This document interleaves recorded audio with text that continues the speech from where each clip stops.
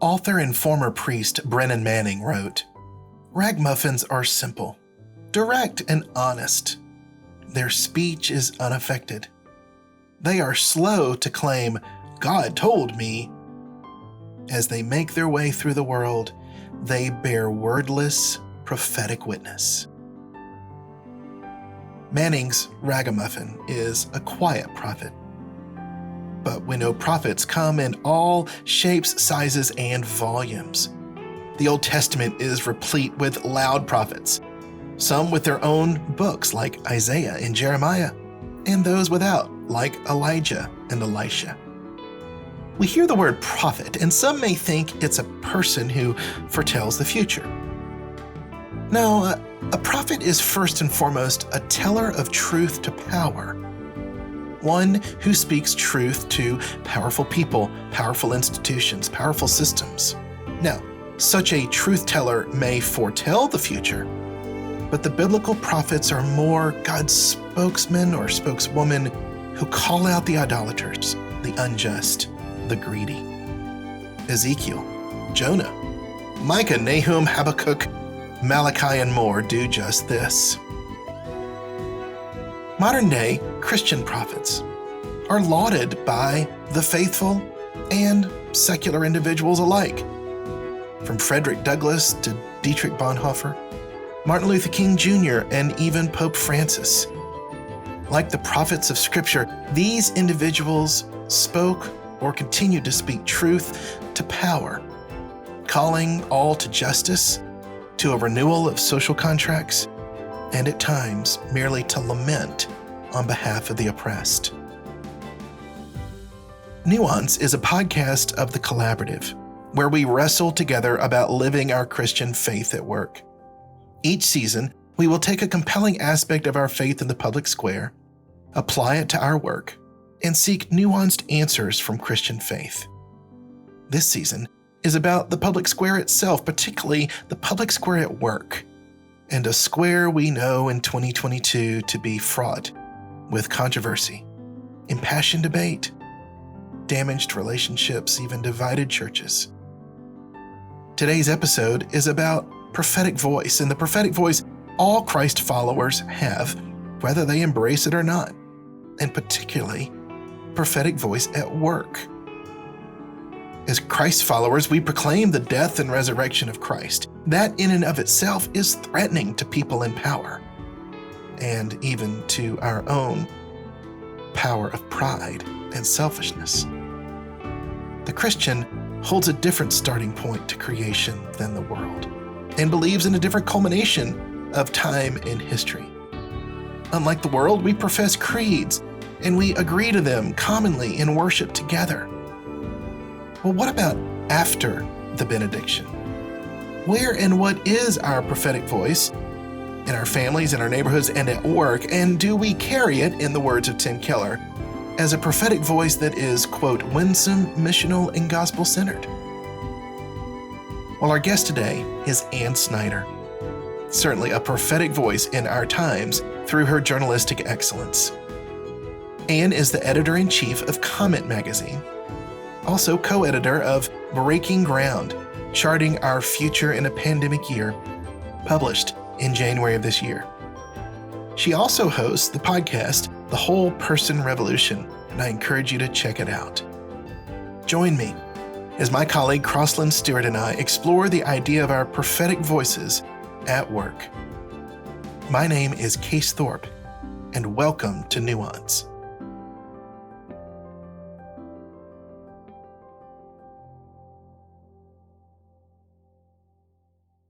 Well, thank you again for being with us today. We know you're really busy, but greatly appreciate it.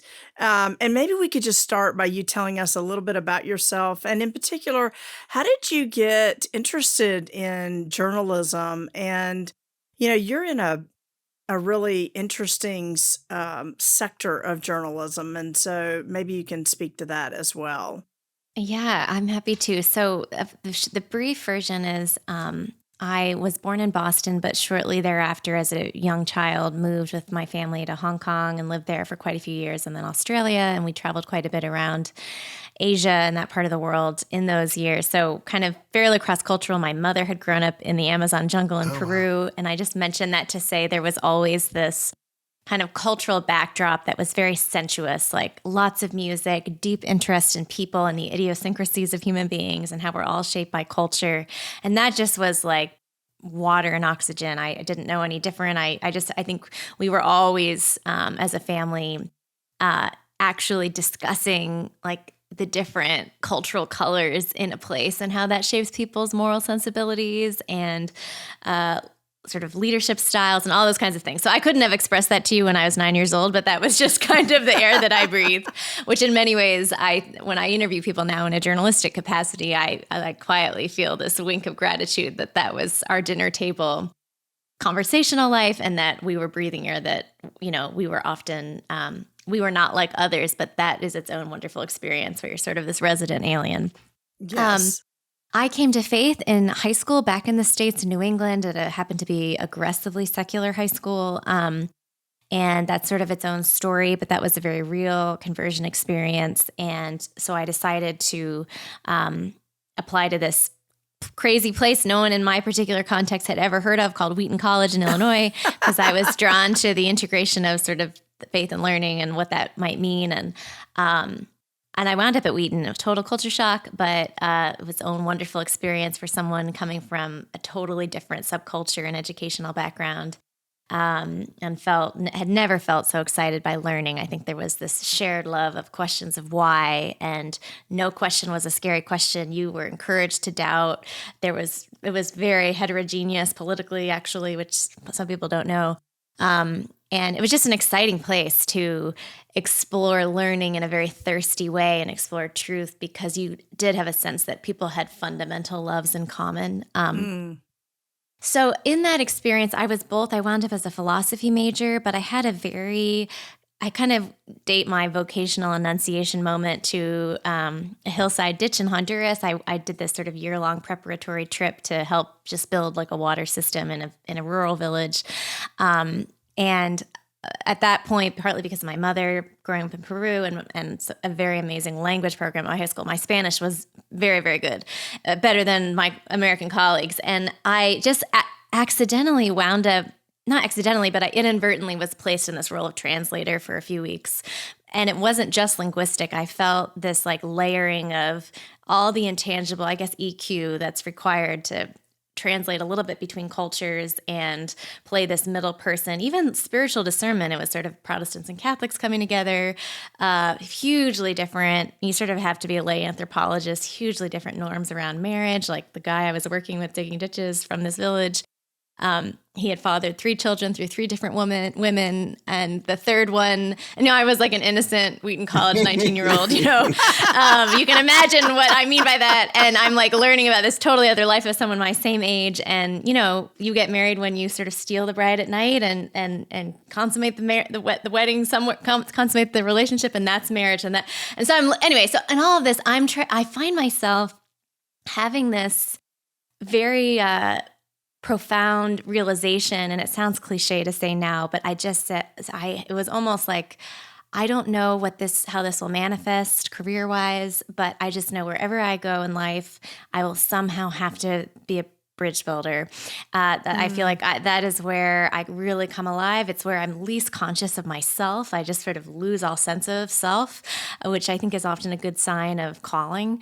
And kind of exhausted out of the joy of finding worlds start to understand one another that otherwise would feel all these barriers. So little did I know 20 plus years later, we would be in such a barrier-filled era across many different lines of difference. So fast forward still further, I had been told throughout college, you should write, you should be a writer.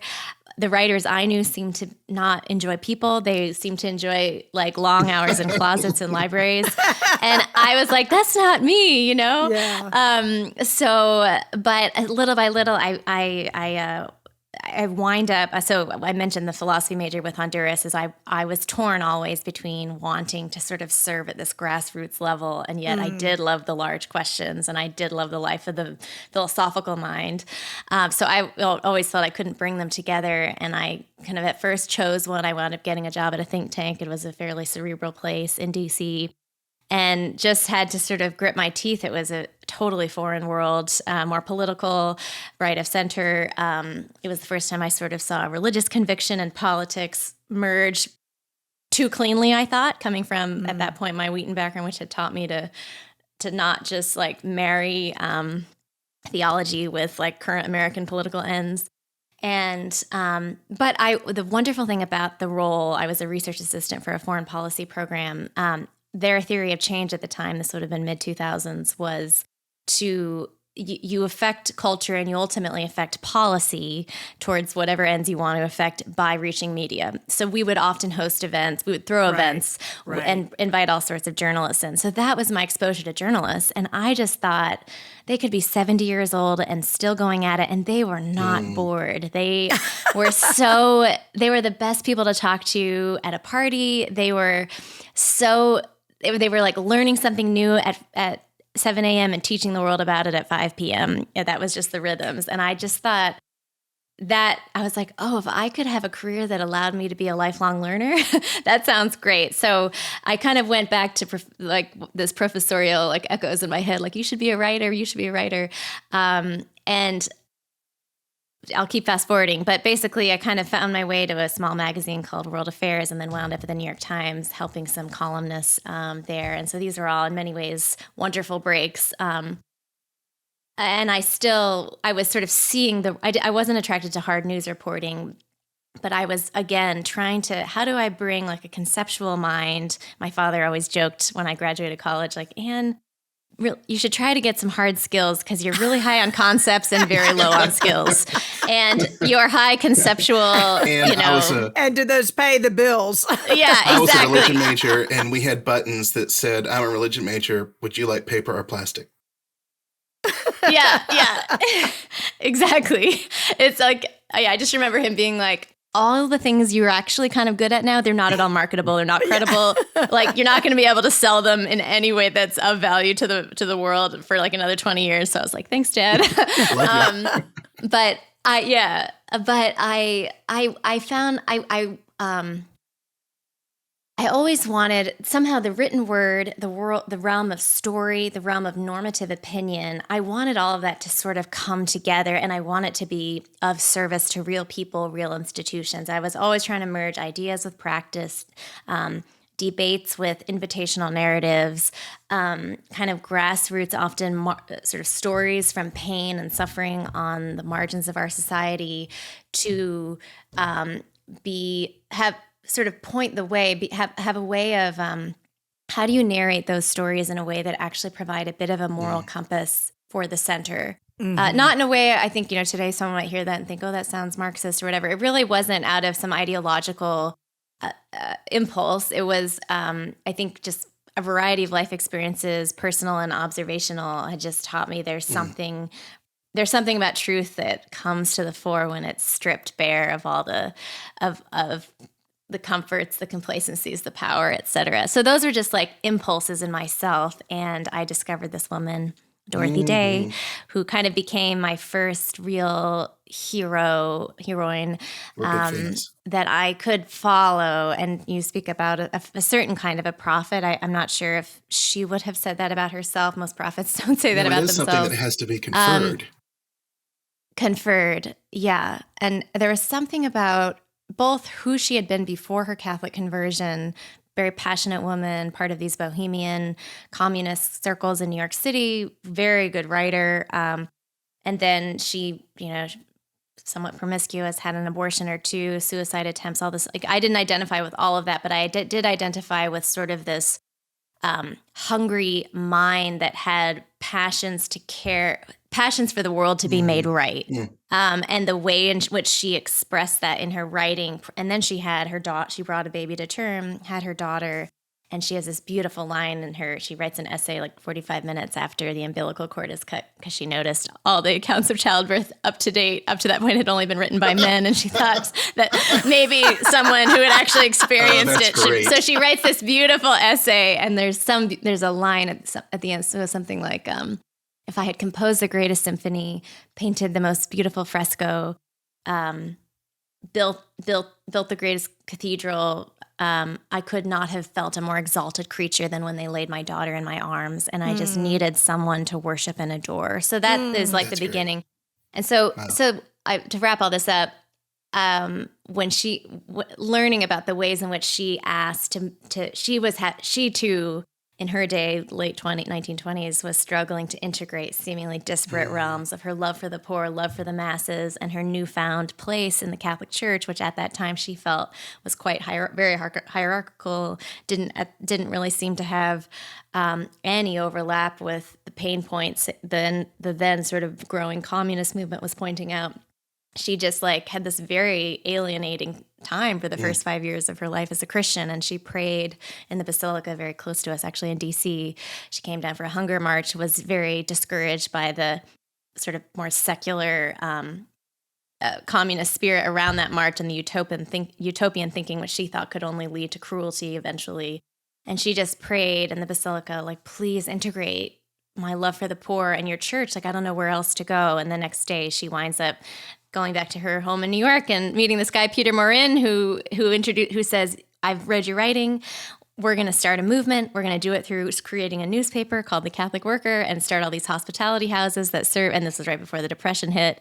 And there was something about her bringing together of hospitality, real life service and community with writing and a newspaper, in her case, that really helped spawn a whole kind of Christian labor movement in this country, which that I wasn't necessarily drawn as ambitiously towards any sort of movement raising, but I was very drawn to when I'm writing, I never want to be so distant from my subjects that I don't also smell the smoke from the chestnuts they're eating. There was a sense in which the sensuous nature of her deep embeddedness in the lives of those she was also writing about just really compelled me, and felt like Christian journalism really actually at its best. So that kind of sent me off in a whole new direction, and I started writing about immigrant stories, which that's sort of its own story how I got there. And so a lot of my life has been, as an adult, I think an ongoing search to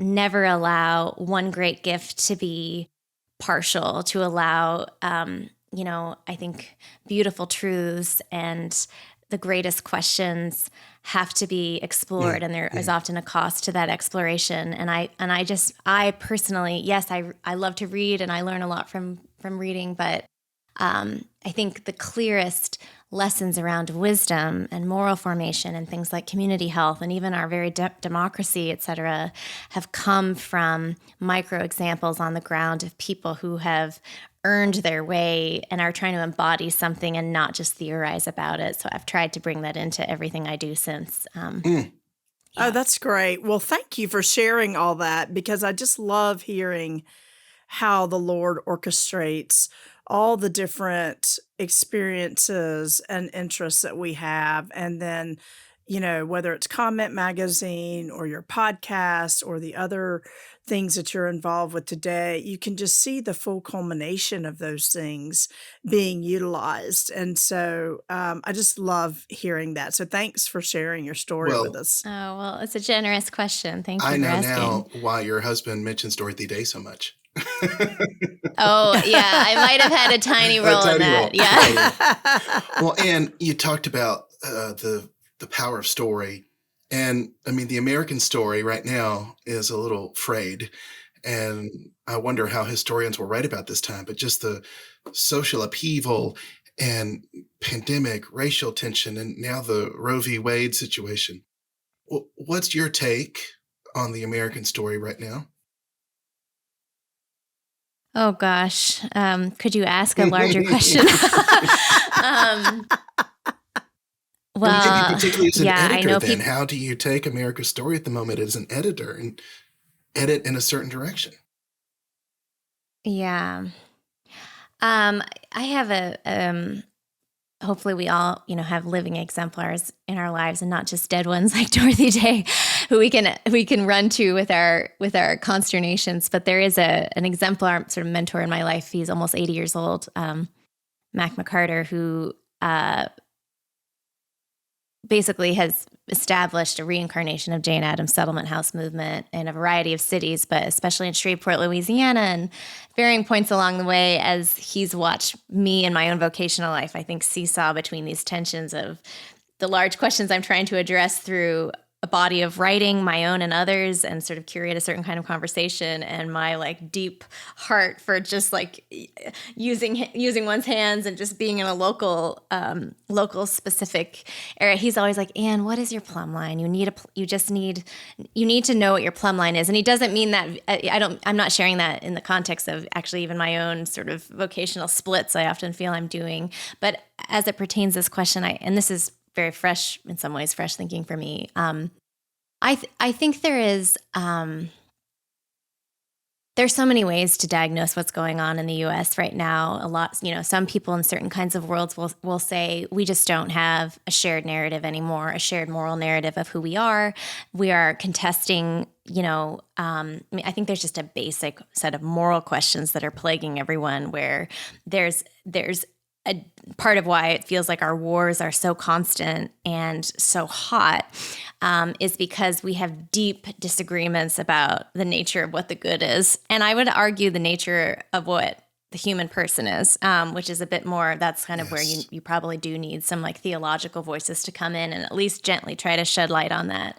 But in the US context, and I feel this sharply because Comment is published by a Canadian organization, which until the last year with what's happened up there with the truckers and all of that, Canada up until the last year has felt like this amazing, like civically healthy, socially just sensible country that is often playing missionary to me in my American context. Their kindness and niceness. Their politeness, yeah, sometimes passive aggression too, I must say, but though that's not true with Cardis, which publishes Comment. But they're, I'm struck by how when I speak, like I work with people, Canadians, who are very morally fluent. They have a moral view of policy. They have a certain view of human flourishing that affects their advocacy on stuff related to their family and education and end of life care. They are Christians, but they engage public life in a very pluralist, sort of principled pluralist way. So they're sort of engaged. And I think as I have watched them conceive of their broader democratic experiment and their kind of, I don't know, would Canada call itself a republic? No, because it's a commonwealth still. But they think of, there's an element of pragmatism I notice when they talk about their politics. And in the American context, obviously it's now well known politics has sort of become our religion.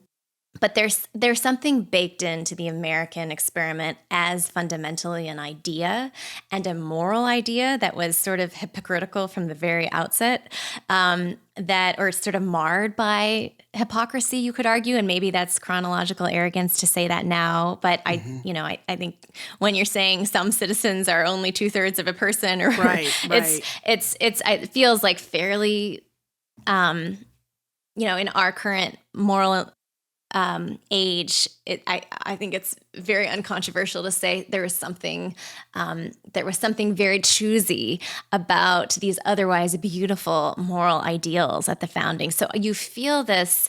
I think part of the passions is we have like lost all of our fluency in our moral categories in our public discourse, and yet the subconscious passions behind what is America? Where should we go? What is it not just for me, but for all? What is the common good in this country? It's so morally loaded. Like there's something more here than any other country on earth because technically speaking, we weren't founded on bloodline. We weren't founded on. It's an idea. It's an idea, and it's a moral idea. And so I think there's something there. And then the other thing I'll say, I'm a little rambling with this answer, but the other thing I'll say is, as someone who cares a lot about social health and civic health. And I think a lot about how institutions, I'm aware of all of our warfare that happens very easily on Twitter, that happens on our cable news shows, that is increasingly happening around our dining room tables, in our families, certainly on our school boards, and at work. But I have, until very recently, cared, and I have thought, and I think I still think this is the wise way to go.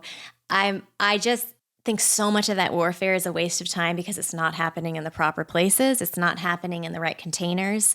So I think a lot about how do we reconfigure our institutions to do the work of confession and atonement when required? How do we reconfigure our institutions, including those that are not religious, to do that moral work that is clearly unsatisfied in our larger conceptual, tribal cultural warfare?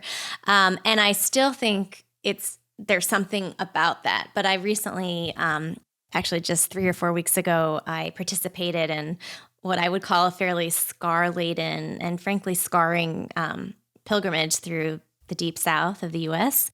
And it was sort of tracing a 4 centuries long journey from New Orleans to the Whitney Plantation, which is one of the few plantations that really kind of makes the slave narrative its sort of protagonist, to Jackson, Mississippi, to Selma, to Montgomery, Alabama.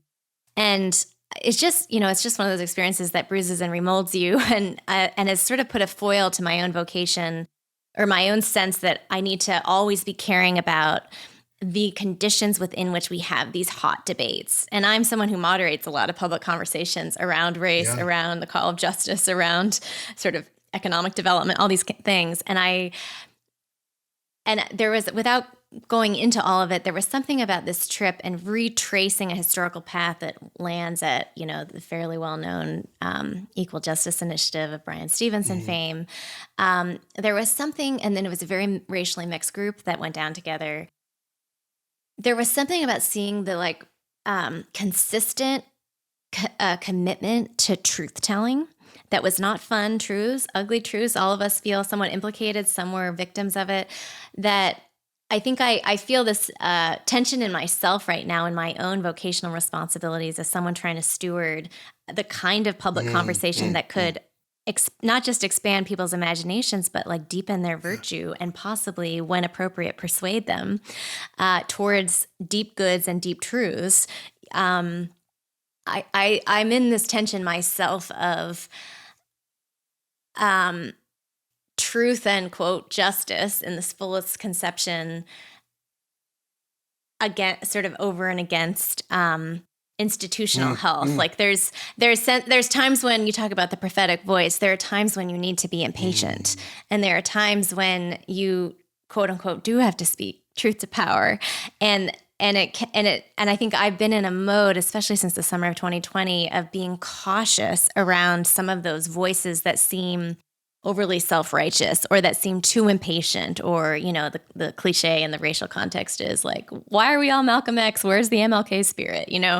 But I think I feel humbled recently, and I'm just wrestling. And so I mentioned my vocational struggle between when do you discern the call of the hour of a certain form of truth telling, and when do you tend the garden within which truth can actually be heard and absorbed and change and be transformative, and cause ultimately amazing social change in a redemptive direction? I don't quite have answers to that, but I feel something in my own struggle is emblematic of sort of a larger American struggle we're at. Though I would largely say I still think that as a country we have totally stopped caring about sort of the fabric of our institutions that can actually enable the kinds of conversations everyone seems to want to be having on a mass scale unproductively. I wish we would care a little bit more about smaller scale, more meaningful pedagogies that allow us to actually make progress on some of the most beguiling issues of the day. As a journalist, that is a prophetic profession, if you will. That's one of the main things you do: call people out, hold government accountable, etc. But I want to go to the Cardis company. I want to go to the comment workroom. And I loved how you said the impatient times and the prophetic voice. And where at work on a daily basis do you see that which you do prophetically in journalism gets really small and deep in relationship? Have you seen that work out with some of your coworkers? Oh, interesting. Like kind of where the rubber meets the road. Yeah. Yeah. Yeah. I do think with our audience, that's going to be a pretty wide range. There's going to be a lot of questions about, okay, well, what are the practical implications of this? Yeah. Oh, that's a great question. So there's a bunch of things going on. So I'm kind of a funky worker, I guess, in the sense that I have a team, and I have tried to establish a very joy-filled, rambunctious, mildly family reminiscent in its flavor kind of a culture. And we're not very big. We can range, it depends on the day, between 6 and 12 people. And then we're cradled within this larger think tank that has its also kind of overarching canopy of a culture, Cardis, the think tank that publishes us, that's about over 30 people now, I think. So again, not huge, which is helpful. And then I have also, you mentioned Breaking Ground. That was a project that was attempting to establish a much broader ecosystem with partner institutions, donors, and that's kind of a different way of leading when you are not necessarily organizationally accountable within, like, I can't fire any of these partners, but their participation is vital to a product. So I mentioned those because there are two different dynamics. And I think in an increasingly networked age, we probably deal with these dynamics. So in the kind of more cohesive culture of say Comments team, you are hiring you are going through a rigorous process when you're choosing who is going to come into this shared labor. So I'm not looking for people that agree with me on every issue, but I am looking for a spirit of, I do think if you're, in this case, we are rooted in 2,000 years of Christian social thought as a publication, and therefore our team has to be, I am looking for a certain kind of disposition, a certain way, this is now a Eugene Peterson line, but I think a lot about that very famous line from Jesus, I'm the way, the truth, and the life. And I feel like I grew up in a generation that cared a lot about the truth, and I still care very much about the truth and the life. But there's something about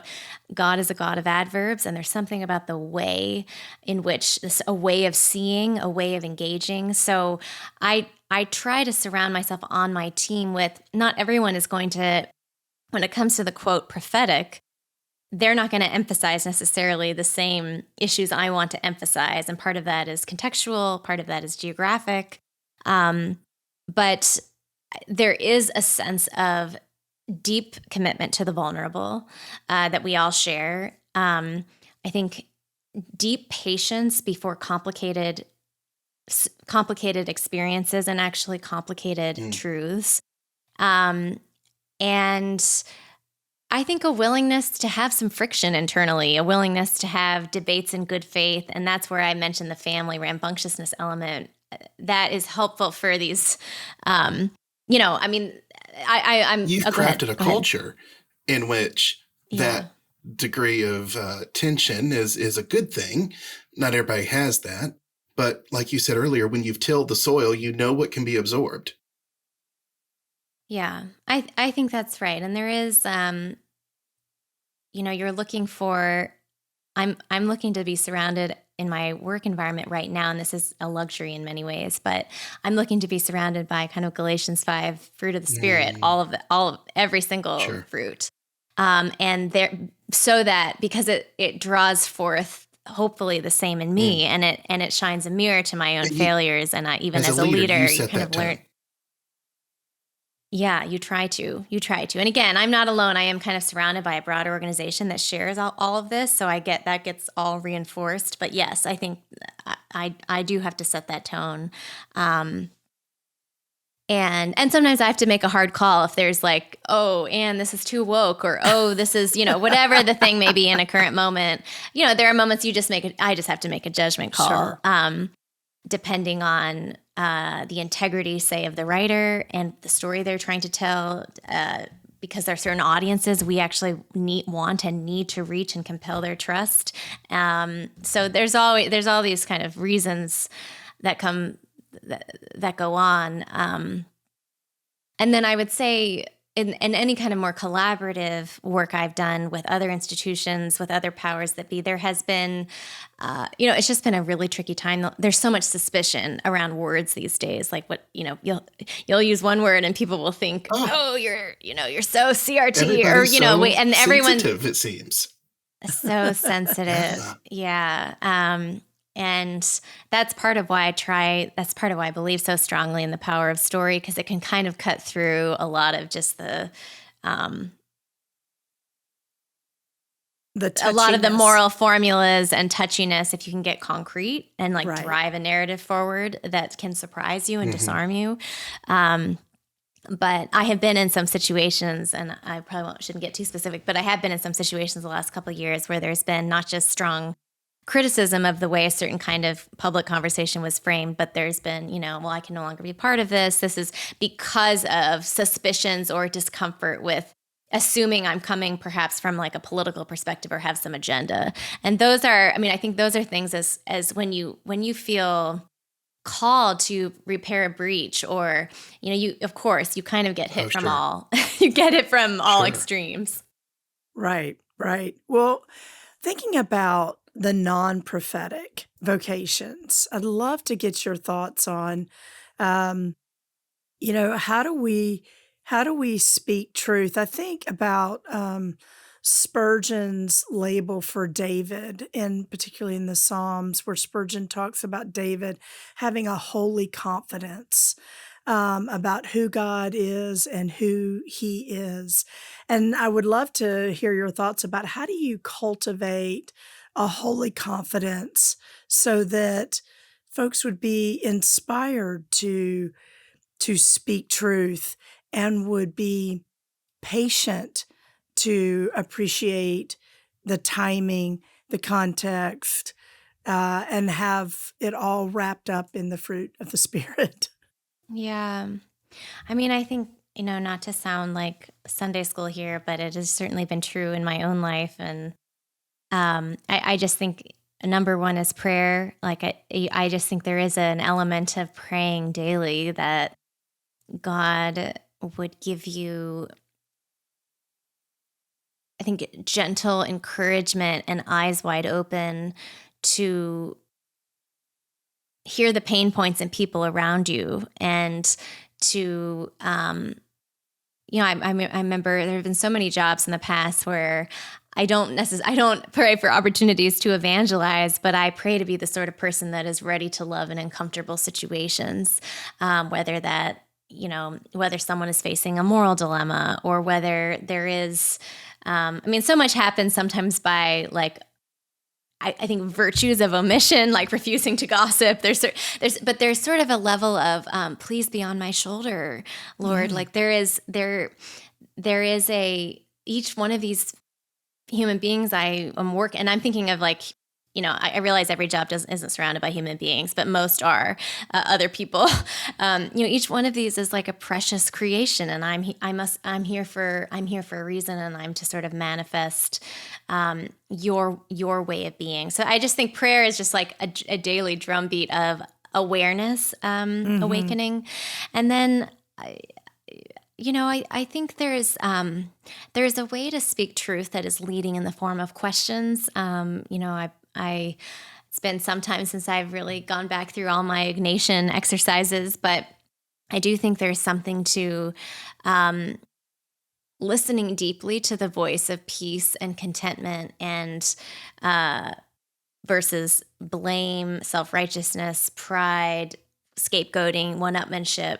And there are ways to navigate distasteful behaviors in another person by way of kind of a certain kinds of questions that might cause them to self-excavate, or empty out a moral path they might be considering. So I think, I prefer the invitational conscience tapping approach versus the preaching Hallmark card approach. The asking questions. asking questions. And I think, we all have different ways of, I come from a musical background. I didn't mention that earlier, but I grew up very much as a serious pianist. And I think we each come to ways in which we understand what the beautiful life is. And there's something about engaging with anyone you work with sort of not a Pollyanna-ish, cotton candy laden Nostalgia. style, but nostalgia. But there's a way of painting a more beautiful picture and being vulnerable with your own longings and being vulnerable with your own losses and your own failures, actually. And that doesn't work on Twitter. I think as soon as you do that on Twitter, you're Achilles' heel is widely exposed. Yeah. But in incarnate contexts, I think the human spirit, any human spirit, unless they're like a sociopath, they respond to that, and there's reciprocity. I love still. that. The prophets, even in Scripture, were prophesying through their vulnerabilities and their failures as much as anything. And we hear prophetic voice at work, and we think of that angry finger pointer, and yet God's truth can be spoken to others and people in power through vulnerability and honesty. Yeah. That's great. And thank you. I mean, such a good word on not only this concept in our lives, but how you're helping to lead an institution. So our common good is stronger for it. Thank you.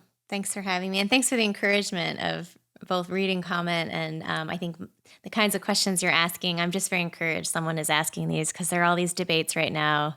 Well, you've probably seen some essays that have gone viral the last few days on Twitter or, around winsomeness and all these old, these words that were used in the mid 2000s around proper Christian witness and quote unquote the prophetic voice. And is that really what's needed now? And it can be discouraging and actually a bit confusing, maybe in a healthy way, to feel like the way of engaging lovingly in the world is too weak.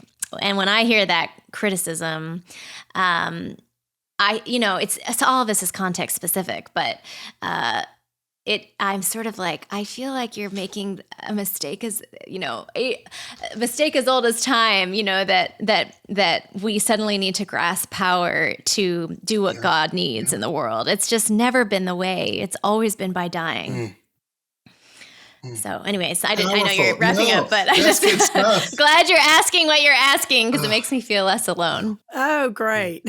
Thank you so much. I really appreciate it. Thank you. Friends, I want to encourage you again to check out Anne's latest book with a bunch of other great partners, Breaking Ground, Charting Our Future in a Pandemic Year, as well as the Whole Person Revolution podcast. Give us a commercial, Anne. What do you address on your podcast? We go through, so Comment addresses themes quarter to quarter, and so the podcast is kind of the doer accompaniment to those themes. So this past spring or this winter, we looked at all things gift. What would it look like if more of our institutions and our own selves were to operate like all of life is gift, if we really believe that's true? And so we look at, in that case, I interview all sorts of often institutional leaders who are modeling that in pretty entrepreneurial ways. So you kind of get a flavor for how does this work out in real time.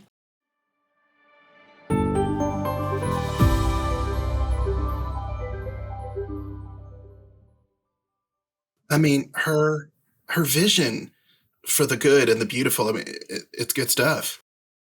It is, and it's so deeply ingrained and very personal to her. She's not just doing a job. The one thing that I think it's really important for all of us to remember is she is talking at a really high level. And we don't need to be afraid of that.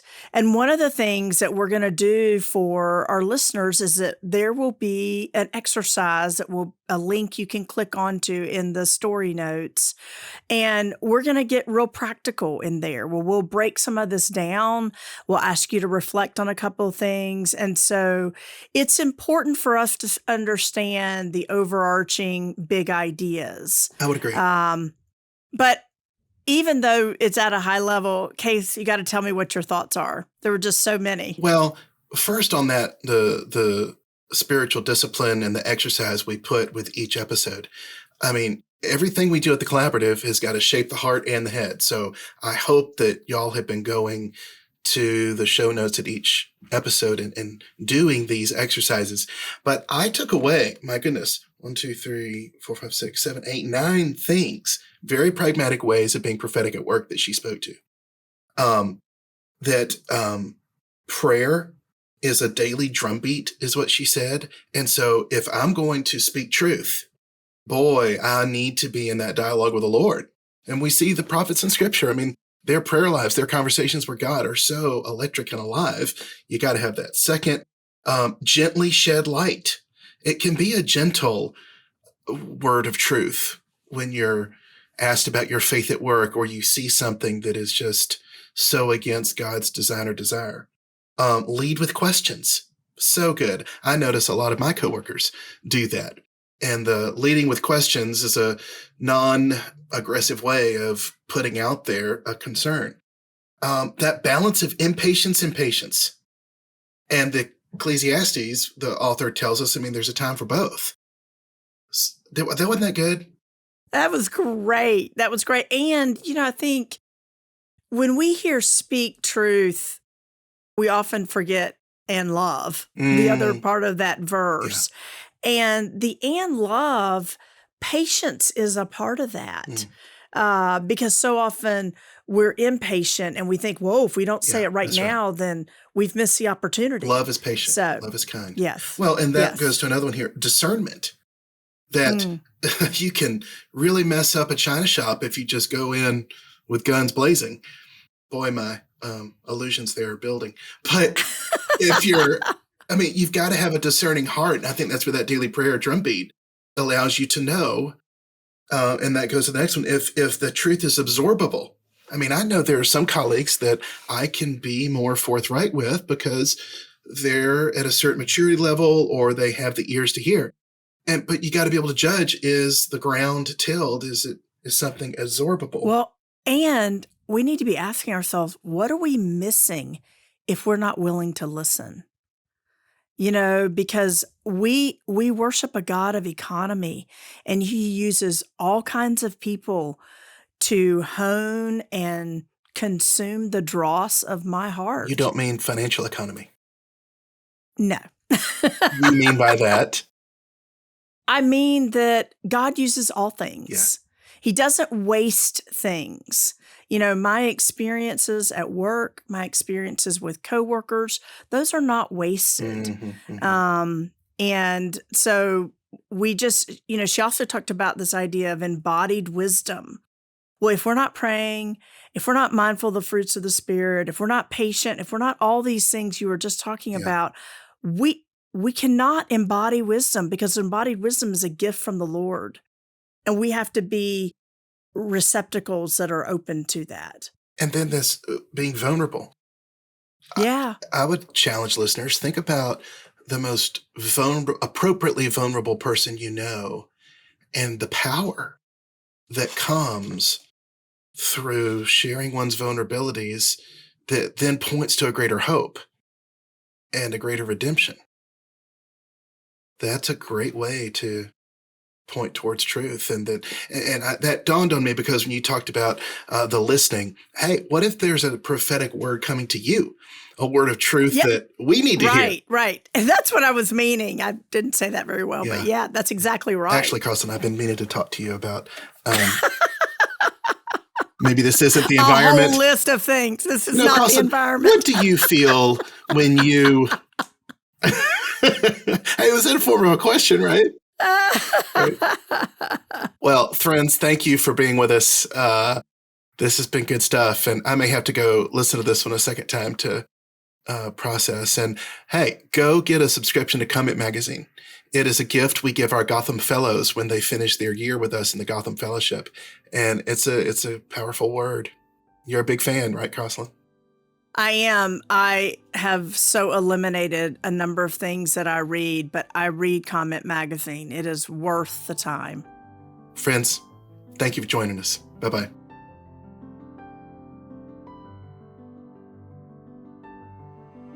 We believe strongly that great conversations can stir hearts and minds. To further encourage this, we've included a link in the show notes to a spiritual formation exercise related to today's discussion. Help us spread the word about Nuance. Like the show, share, and subscribe so others can engage. Nuance is a production of The Collaborative, the faith and work ministry of First Presbyterian Church of Orlando.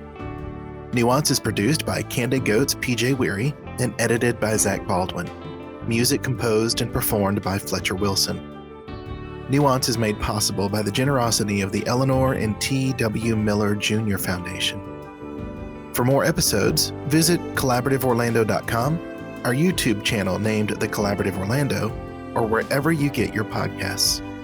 To learn more about our 3 different fellowships, vocational guilds, and other programs, to subscribe to our newsletter, our bi-monthly blog, visit us online and join us on social media.